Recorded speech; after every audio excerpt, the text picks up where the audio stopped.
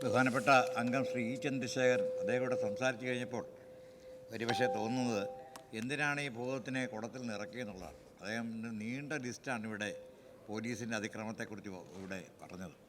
വർഷങ്ങൾക്ക് മുമ്പ് നടന്ന ഒരു സംഭവം ഇപ്പോൾ ഇവിടെ വാർത്തയായിട്ട് വരുമ്പോൾ ഇത് കുറച്ചു കാലമായിട്ട് ഈ വിഷയത്തിൽ സത്യത്തിൽ ഈ പോലീസ് നടത്തുന്ന ഒരുപാട് ജനകീയ ഇടപെടലുകളെ ഇല്ലാതാക്കാൻ വേണ്ടിയുള്ള ഒരു ബോധപൂർവമായ ശ്രമത്തിൻ്റെ ഭാഗമായി തന്നെ ഇതിനെ കാണാതിരിക്കാൻ കഴിയില്ല.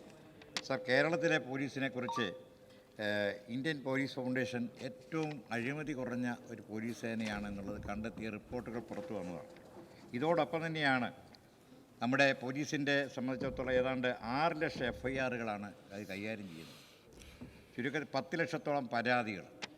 ഇതിനകത്തെ കൺവിഷൻ റേറ്റ് എന്ന് പറയുന്നത് 90% ഇന്ത്യയിലെ ഒരു സംസ്ഥാനത്തും ഇല്ലാത്ത രീതിയിൽ കുറ്റവാളികളെ ശിക്ഷിക്കുന്ന രൂപത്തിൽ വളരെ ശാസ്ത്രീയമായി പോലീസ് സേന ഇടപെട്ടുകൊണ്ട് ഇത്രയും കേസുകൾ കൈകാര്യം ചെയ്യുന്നുണ്ട്. ഇതിനിടെ ഒറ്റപ്പെട്ട ഒന്നോ രണ്ടോ സംഭവങ്ങൾ ഉണ്ടായിരിക്കാം, ശരിയായിരിക്കാം. പക്ഷേ മഹാഭൂരിപക്ഷവും അങ്ങനെയല്ല എന്നുള്ളതാണ് ഏറ്റവും പ്രധാനപ്പെട്ട കാര്യം. അപ്പോൾ അതുകൊണ്ട് തന്നെ ഇവിടെ സൂചിപ്പിച്ച പോലെ കേരളത്തിലെ വർഗീയതയില്ലാത്ത സംസ്ഥാനം, വർഗീയ കലാപമില്ലാത്ത സംസ്ഥാനമാണ്.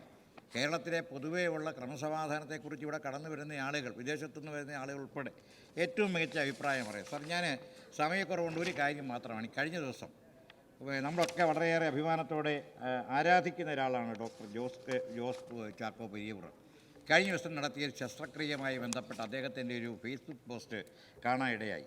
അദ്ദേഹം പറഞ്ഞൊരു കാര്യമാണ്: ഞാൻ അക്ഷമനായിരുന്നു, ഹൃദയം പറന്നെത്തി ശസ്ത്രക്രിയ വഴി ഒരു ജീവനെ ഉണർത്തേണ്ടതുണ്ട്, കൃത്യസമയത്ത് ഹൃദയം എത്തിക്കണം. തിരുവനന്തപുരം കിംസ് ആശുപത്രിയിൽ നിന്ന് ഇത് ലിസി ആശുപത്രിയിലേക്ക് ഏതാണ്ട് 1 മണിക്കൂർ കൊണ്ട് ഈ ഹൃദയം ഇവിടെ എത്തിക്കണം.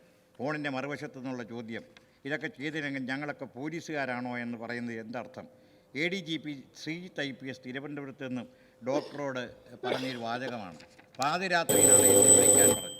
സർ, പോലീസിൻ്റെ ഇടപെടൽ കൊണ്ടാണ് യഥാർത്ഥത്തിൽ ഇന്ന് കൊല്ലം സ്വദേശിയായ ആ 13-കാരിയുടെ ഹൃദയം മിടിക്കുന്നത് എന്നുള്ളത് കേരള പോലീസ് നടത്തിയിട്ടുള്ള ഏറ്റവും മികച്ച സേവനത്തിൻ്റെ ഒരു ഭാഗമാണ്. സോ, ഒരു ഒറ്റ കാര്യം കൂടി, എൻ്റെ നിയോജക മണ്ഡലത്തിൽ കോടതി വിധി പ്രകാരം ഇറക്കി വിട്ട ഒരു കുടുംബം ഉണ്ടായിരുന്നു. സർ, ബബിത ഷാനവാസിനെ കോടതി വിധി പ്രകാരം പോലീസ് ഇറക്കി വിട്ടു. അതേ പോലീസ്, കാഞ്ഞിരപ്പള്ളി പോലീസ് തന്നെ അവർക്ക് വീട് വെച്ച് കൊടുത്ത് ഇന്ന് പട്ടിമറ്റമെന്ന് പറയുന്ന കാഞ്ഞിരപ്പള്ളിയിലെ സ്ഥലത്ത് അവർ സ്വന്തം വീട്ടിൽ താമസിക്കുന്ന കേരള പോലീസിൻ്റെ മാതൃകപരമായ ഇടപെടലിൻ്റെ ഭാഗമാണ്. ഞാൻ സൂചിപ്പിച്ചത് കേരള പോലീസ് ഇതുപോലെ ഒരുപാട് നല്ല പ്രവർത്തനങ്ങൾ നടത്തുന്നുണ്ട് ജനങ്ങളുമായി ബന്ധപ്പെട്ട്. ഒറ്റപ്പെട്ട വിഷയങ്ങൾ എവിടെയെങ്കിലും ഉണ്ടെങ്കിൽ തീർച്ചയായിട്ടും ഈ ഗവൺമെൻറ്റിനുള്ള ഇച്ഛാശക്തിയുണ്ട്. ഡോക്ടർ പെരിയപുരത്തിൻ്റെ ഒരു വാചകം കൂടെ പറഞ്ഞുകൊണ്ട് ഞാൻ അവസാനിപ്പിക്കുകയാണ്.